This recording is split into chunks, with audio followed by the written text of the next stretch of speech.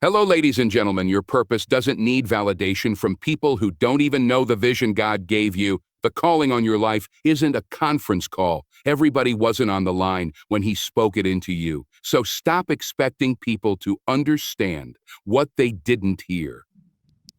The mistake we often make is thinking that before we can begin, we need a committee of cheerleaders. That we need confirmation from people who were never designed to carry the weight of our calling. But what's divine isn't always popular. What's necessary for your soul may not make sense to their logic. That doesn't mean you're wrong. It means you're chosen. It means your assignment came straight from the source, and not everyone is supposed to recognize it. You can't let limited minds dictate your limitless purpose. You can't delay obedience waiting on opinions, because when God gives you a word, it's not a suggestion. If it's an instruction, it's a direction forward. And if you let doubt, hesitation, or the insecurity of others talk you out of it, you're not just delaying progress. You're dishonoring the gift that was placed inside you. Too many people miss their moment because they're busy looking sideways, checking who's watching, wondering what they'll think. Waiting for support that might never come. But if you're always looking for applause, you'll forget how to walk in authority. If you're waiting for permission, you'll remain stuck while the world keeps spinning. At some point, you've got to stop waiting and start moving. You've got to say, I don't care who doesn't get it. I don't care who walks away. I don't care who doubts me. I care about walking in purpose. And once you get there, once you really grasp that, you become dangerous, because now you're not moved by praise and you're not paralyzed by criticism. Now you walk with fire, with focus, with faith. Your purpose was never about popularity. Jesus Himself was misunderstood, mocked, rejected. But He didn't stop. He didn't shrink to be more acceptable. He didn't water down truth so it could fit into public opinion.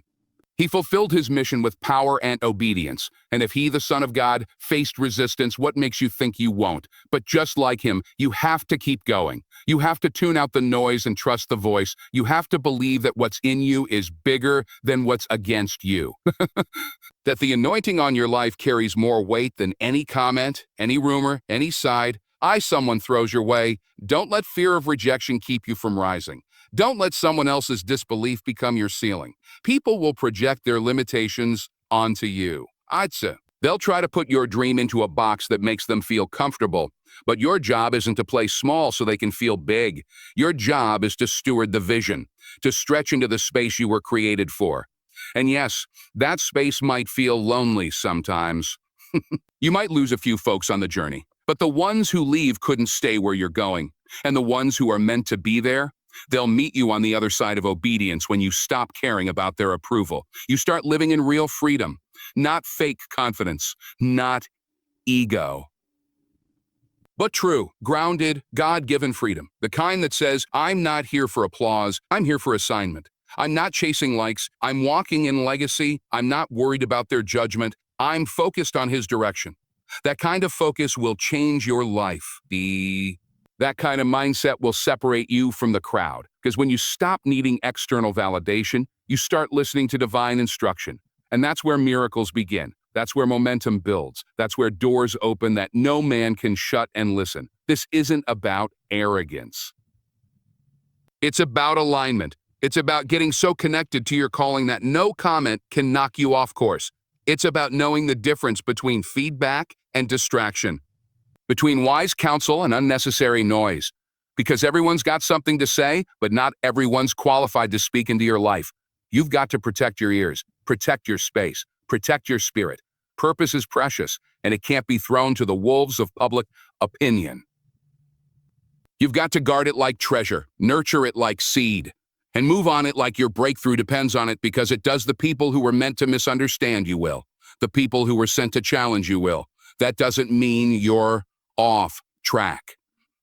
It means you're doing something worth resisting. And when resistance shows up, that's not your cue to retreat, that's your sign to rise. That's your signal to push forward. It's because opposition often confirms you're headed in the right direction. Don't let the presence of haters make you question the presence of purpose. Your gift is real, your vision is valid, your journey is yours. Walk it boldly, walk it faithfully. Walk it like you know the one who called you is greater than anything that could ever try to stop you. They're going to talk about you anyway. That's just the truth. You can be quiet, humble, stay in your lane, never bother a soul, and still, someone will find a reason to criticize, to twist your name, to cast doubt on your motives. You can give, serve, show love, show grace, and still get labeled, judged, or misunderstood. Man. That's why caring too much about what your bad wishers think is a trap, a deep one, because once you start living to silence them, you start living for them. And when you live for them, you forget who you were actually living for in the first place. The moment you let their voices into your direction, you start drifting, not because you're weak, but because you're human. And humans naturally react to pressure. But pressure's job isn't to stop you. Pressure is what forms diamonds. Pressure is what proves your character. And pressure from haters is just an opportunity to prove your faith is stronger than their doubt. You've got to build something that lasts beyond their words. Because their words are temporary. Their opinions change like seasons. 1 minute they love you. Next minute, they're offended by you. You post one thing they agree with, they're clapping. The next thing challenges their comfort zone. Now you're the villain. That's the game. And if you get caught up in that cycle, you'll waste your energy trying to manage people who were never assigned to your destiny. You'll be spending your strength answering critics instead of fulfilling calling. And that's how you lose your way. That's how dreams die. Not always through failure, but through distraction, through little compromises. Through quiet decisions to be less than what you were called to be, so you don't shake the room too much. You weren't born to be accepted by everyone. You were born to make a difference. And difference disrupts. You start walking in power, walking in purpose, and trust me, it's going to rub some folks the wrong way. You're going to start showing people what's possible, and some won't celebrate that.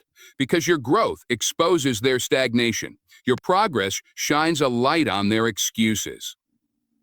And instead of rising with you, some will try to pull you back. Not always with hate in their hearts, sometimes with fear, sometimes with envy they don't even understand. But whether it's intentional or not, it's still resistance. And your job isn't to fight them. It's to keep moving. See, when the enemy can't destroy your purpose, he'll try to distract your focus. And one of the easiest distractions is noise, chatter, gossip, petty conflict, trying to prove your worth to people who already made up their mind about you. But you don't owe them a response. You don't owe them an explanation. Your fruit speaks louder than their words. Your work speaks louder than their opinions. Your consistency is louder than their shade. So, let them talk. While they're running their mouths, you run your race. While they're watching your life, you build your legacy. Let them stay busy analyzing what you're doing while you stay busy doing what God told you to do. You don't get crowns without criticism. You don't walk in calling without conflict. That's the cost. But you've got to ask yourself, what matters more, their opinion or his approval? Their judgment or your joy? Their comfort or your conviction? Because every time you choose to rise despite their doubt, you build something inside of you. Every time you take the high road when you could have clapped back, you grow. Every time you choose progress over pettiness, you elevate. And before long, they won't even recognize you. Not because you changed for them, but because you kept becoming who you were born to be. In spite of them sometimes, your greatest revenge is not a comeback. It's a glow-up. Not words, but wins. Not shade, but success. Not proving a point, but fulfilling your purpose. Let them see what obedience looks like. Let them see what favor looks like. Let them witness what happens when you stop living to be liked and start living to be aligned. And alignment ain't always flashy. It's not always loud. Sometimes it's quiet obedience. Sometimes it's silent discipline. But it always brings results. And when the results come, the ones who once doubted you won't have anything to say. If they do, it won't even reach you. Because by that point, you'll be walking so far in your lane that their noise will sound like background music to your purpose. Don't spend your energy trying to fix what they broke in themselves. Don't try to drag people into a place they're not willing to go. Love them. Pray for them. Pray for them. Then pray for them. But keep moving. Because if you let your assignment get derailed by their opinions, you'll never finish the race God gave you. And this race, it's not just about you. It's about every soul your life will touch, every door your story will unlock, every chain your obedience will break. So let them talk. Let them doubt. Let them wish bad. But while they're busy talking, you just stay busy becoming. When your focus is locked in on what matters, all the noise starts to fade. See, Life has a way of throwing distractions at you, not always because you're doing something wrong, but because you're finally doing something right. And the enemy knows if he can't take your purpose, he'll try to scatter your focus. Because a distracted mind is a delayed destiny. You can be gifted, anointed, talented, but if you're always reacting, always defending, always watching your back, you'll lose sight of the path in front of you. The trick is subtle. It'll come in the form of people needing your energy for the wrong reasons, situations pulling you into pettiness, trying to rent space in your mind without paying a dime. But you've got to remember why you started. You've got to remember what you're building, because anything that costs you your peace, your progress, your clarity is too expensive for your journey. Focus is power. And when you protect it, you protect your future. Not everything needs a response. Not every comment deserves your voice. Some battles are nothing more than detours dressed up as fights. And the more energy you spend swinging at shadows, the less strength you have to climb the mountain ahead. That's why you've got to discipline your attention. You've got to tell your spirit what to care about and what to ignore. Because everything that's loud isn't important, and everything that's urgent isn't from God. The enemy will throw 10 things at you at once just to stop you from seeing the one thing that really matters. But when your heart is anchored, when your spirit is tuned in, you start to discern what's noise and what's a divine nudge. Some of the most dangerous traps aren't designed to destroy you. They're meant to delay you. And delay is costly, because every day you spend consumed with things that don't serve your purpose is a day you don't get back. You've got to be intentional, be ruthless about your peace, be unapologetic about your focus. It's not selfish, it's stewardship. You're guarding the calling, you're protecting the promise. And sometimes that means letting go of good things so you can pursue the God thing. Sometimes it means choosing silence over proving your point. It means sacrificing short-term applause for long-term anointing. You'll know you're growing when peace matters more than being right. When focus matters more than being seen. When doing the work matters more than getting the credit. Because real focus isn't loud. It's consistent. It shows up daily. It doesn't chase attention. It commands results. And when you operate like that, you start to separate. Not because you think you're better than anyone, but because you realize your vision requires a different level of discipline. You can't be everywhere, doing everything with everybody. You've got to protect your yes, because every yes is a seed. And if you plant in the wrong soil, don't be surprised when nothing grows. Focus isn't just about what you're doing, it's about what you're not doing. It's about what you say a no to, what you walk away from, what you refuse to entertain. You want peace? Let go of the urge to correct every rumor. Let go of trying to be understood by people who are committed to misunderstanding you. Let go of needing validation from folks who don't even know the battles you're fighting. You don't need their approval to fulfill your assignment. You just need clarity. And clarity only comes when you quiet the chaos. When you're focused, you stop begging people to see you. You stop chasing affirmation. You realize you were already chosen. That what's for you can't be taken by what's around you. You start to move different. You start to speak with purpose. You start to protect your time like it's holy, because it is. Your time is part of your assignment. And when you misuse it, you dishonor the gift. That's why distractions are so dangerous. They look harmless. They feel like just one conversation, one little drama, one more scroll through someone else's life. But slowly, they chip away at your drive, at your fire, at your momentum. Until you wake up and realize you've been busy, but not effective, active, but not aligned. This is the season to cut the noise, to focus forward, to turn down the volume on every voice that isn't speaking life. If it's not building, it's breaking. If it's not planting, it's pulling. And you've got to choose which seeds you'll water. Every thought you give energy to, every conversation you engage in, every choice you make, it's either moving you closer to your calling or further from it. And once you realize that, you get real intentional. You stop showing up to every argument. You stop trying to be the bigger person for people who refuse to grow. You stop wasting time explaining yourself to folks who don't even deserve a front row seat to your story. Focus turns down the noise so you can turn the purpose on. It helps you hear God more clearly, see your goals more sharply, and move with a kind of fire that can't be shaken. And once you've tasted that kind of focus, distractions start to feel like poison. You won't even entertain what doesn't edify you, because now you know better. You see the cost of wasted time. You've seen what happens when you chase claps instead of calling. And you've made up your mind that from now on, your energy belongs to your elevation. There will come a time when you realize that how people respond to your light says more about where they are in their journey than anything about who you are. You start to recognize that not everyone's discomfort is your problem to solve. Not everyone's silence, cold shoulder, or negativity is yours to carry.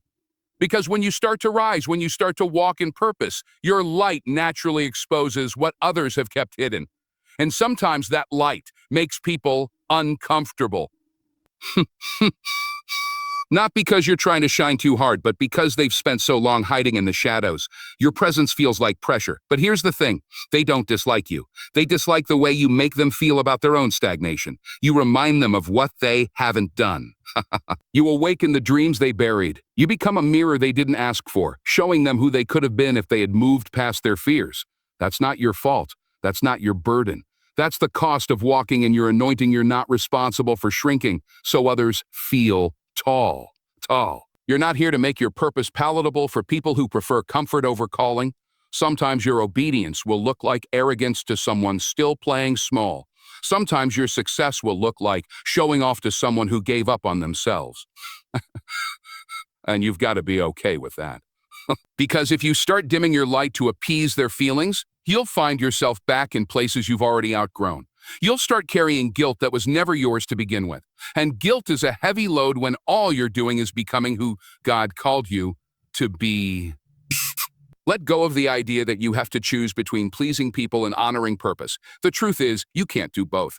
At some point, you have to decide which voice matters more, the voice of culture or the voice of calling. There are folks who won't clap when you win.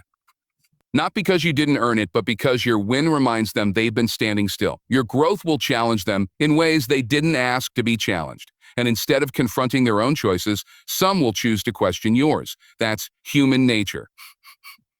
But don't internalize it. Don't take it personally. Your rise is a reflection of your resilience, your faith, your discipline. It's not a threat, even if they treat it like one. You don't need to apologize for doing the work, for leveling up, for setting boundaries, for dreaming bigger.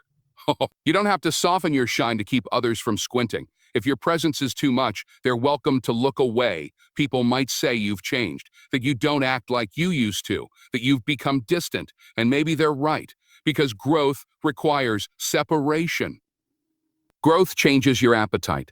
Growth makes you see things you used to tolerate as distractions, and that's not pride, that's progress. You're not better than anyone, but you are becoming better than who you used to be. And that journey doesn't always come with companionship.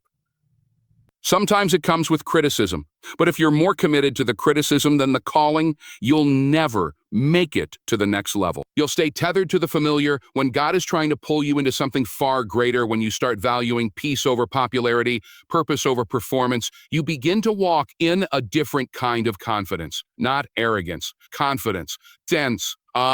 Because confidence rooted in calling doesn't need applause. It doesn't need constant reassurance. It doesn't crumble under pressure. It stands on truth, and truth will cost you.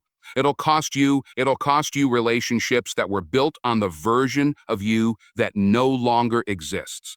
It'll cost you the illusion of fitting in. It might even cost you opportunities that require you to compromise your integrity. But the trade is worth it, because what you gain is clarity, alignment, power.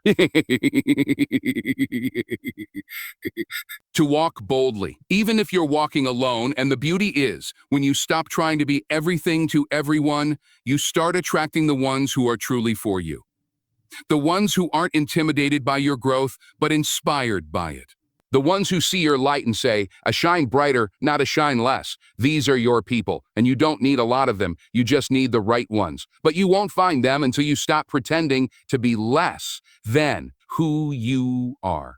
Until you stop hiding your brilliance to make insecure people comfortable. Until you stop apologizing for being an answered prayer just because someone else is still waiting on. Let them wrestle with their own reflection. You just keep walking. Keep growing. Keep rising. Because the more you rise, the more you'll realize that your light wasn't just for you. It was for everyone watching. Not everyone will admit it, but some of the same folks who doubted you will one day say, oh, thank you. Thank you for not backing down.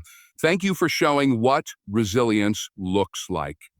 Thank you for being bold enough to shine, so others could find the courage to do the same. Pain has a strange way of becoming the teacher we never asked for, but the one we needed all along. It doesn't come dressed in kindness. It doesn't knock politely. It breaks in through your comfort. It forces you to sit with truths you'd rather avoid. But within that pain is a lesson, a refining fire that molds your character, sharpens your vision, and deepens your dependence on something greater than yourself. People often ask why God allows pain, why He permits the storms. And the answer isn't always clear in the moment. But with time, you start to see that the very thing you prayed to be delivered from was the thing that developed you. It was the pressure that pulled out the oil. It was the breaking that birthed the breakthrough. Because purpose often rises from the ashes of what hurt you the most. Most of us want purpose without pressure, calling without crushing, destiny without delay. But that's not how transformation works. If you look at anyone who walks with depth, with wisdom, with power, I guarantee they've been through something, not just survived it, but were shaped by it.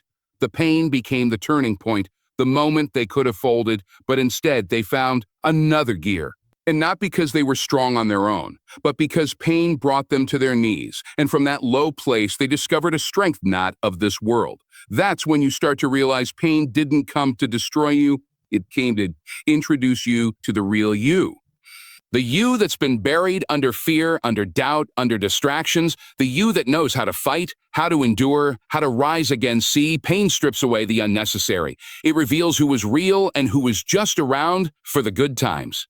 It exposes what you've built your life on. If it was applause, titles, approval, pain will shake it. But if your foundation is faith, pain won't break you. It'll build you. You'll cry, sure. You'll question everything, but you'll come out wiser, clearer, lighter. And what once felt like punishment will reveal itself as preparation, because purpose needs pressure. It's the only way to refine what's inside you. Gold doesn't shine without the fire. Diamonds don't form without the heat. And you don't step into the fullness of who you are without some level of suffering. Some of your most powerful seasons won't come when everything is going well. When you're walking through loss, through heartbreak, through disappointment, through seasons where God feels silent. But even in silence, He's working. Even in your lowest moment, there's a seed being planted, and pain is a way of watering that seed with tears. And those tears, they're not wasted. They soften the soil of your soul. They make you sensitive to what really matters. They teach you compassion. They humble you. And when that seed finally breaks through the surface, when your purpose begins to sprout, it won't just be about you anymore. You'll start living in a way that blesses others. You'll speak from experience, not theory. You'll be able to say, I've been through the fire and I didn't burn.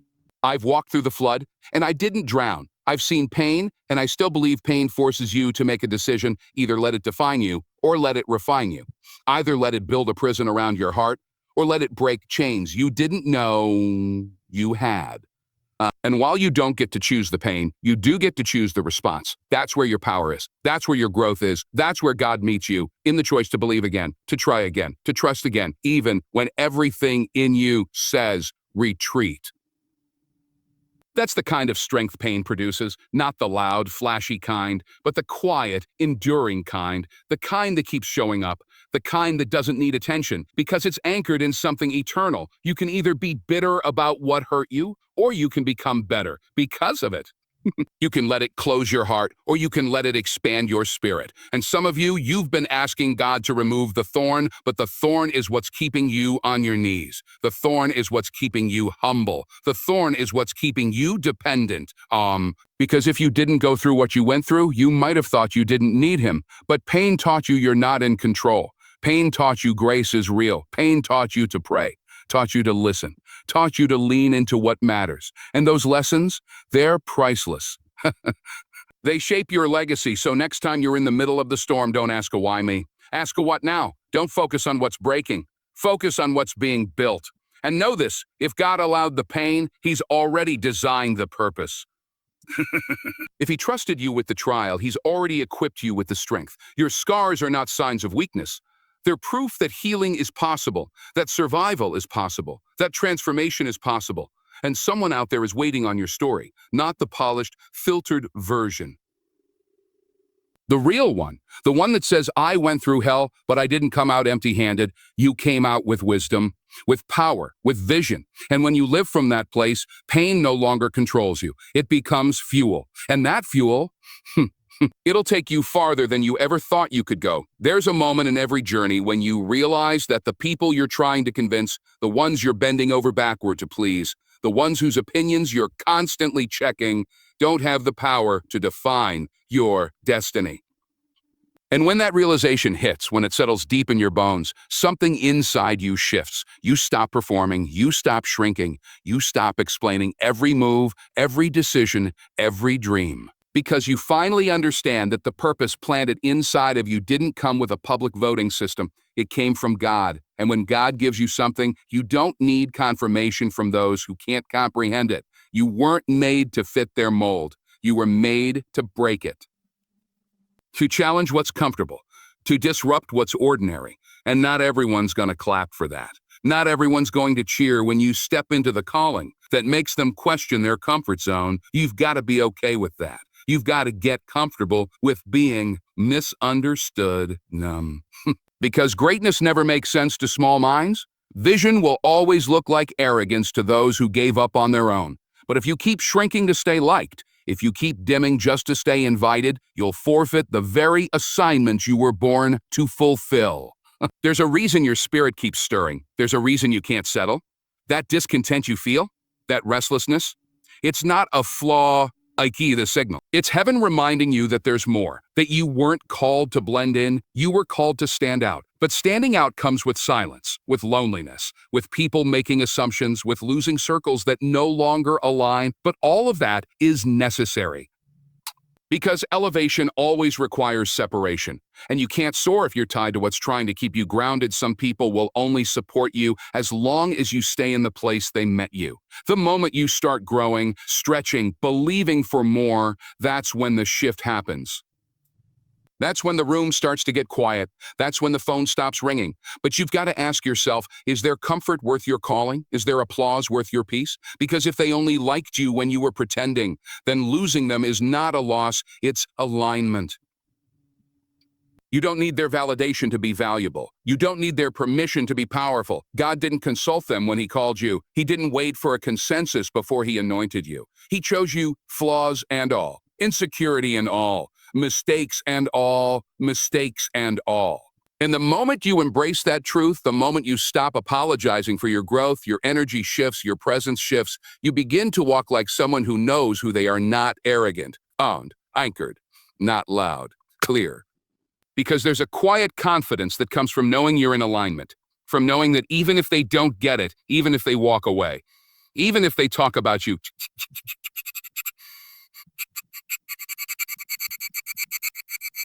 that's the kind of freedom that makes the enemy nervous. That's the kind of freedom that changes atmospheres, because people can sense when you're no longer driven by needing to be liked, when you're no longer performing, when you're no longer a prisoner to their opinions. And that's when you become unstoppable. Not because everything goes right, not because the path is smooth, but because you're no longer distracted by voices that were never meant to guide you in the first place. You've got to protect that. You've got to guard your peace like it's sacred. Because it is. Peace is your compass. Peace is your power. And anything that steals it is too expensive. Some folks are addicted to chaos. They live off drama. They thrive on division. Don't get pulled into that. Don't let them bait you into battles that don't belong to you. You don't have to show up to every argument you're invited to. Sometimes the most powerful move is silence. Sometimes the greatest strength is restraint. Not everything needs your attention. Not every attack deserves your energy. Let them talk. Let them assume. Let them misunderstand. You've got better things to build. You've got purpose to protect. You've got ground to take. And you can't do any of that if you're always explaining yourself to people who've already made up their minds. Let your fruit speak for you. Let your peace be your answer. Let your progress be your proof. Because in time, the same people who doubted you will be the ones saying, I always knew. But by then, you won't even need it. Because the version of you they doubted no longer exists. You've evolved, you've endured, you've elevated, and now you move with a different kind of clarity. Not from a place of needing to prove, but from a place of knowing who sent you. That's where the real power is, not in fighting for validation, but in walking with conviction. That kind of power can't be faked, can't be shaken, can't be taken. And when you live from that space, you stop waiting to be accepted. You realize you were already chosen. You were already qualified. And the only permission you ever needed was the one God already gave you when He put that fire in your soul and said, "Yotsun said, ago."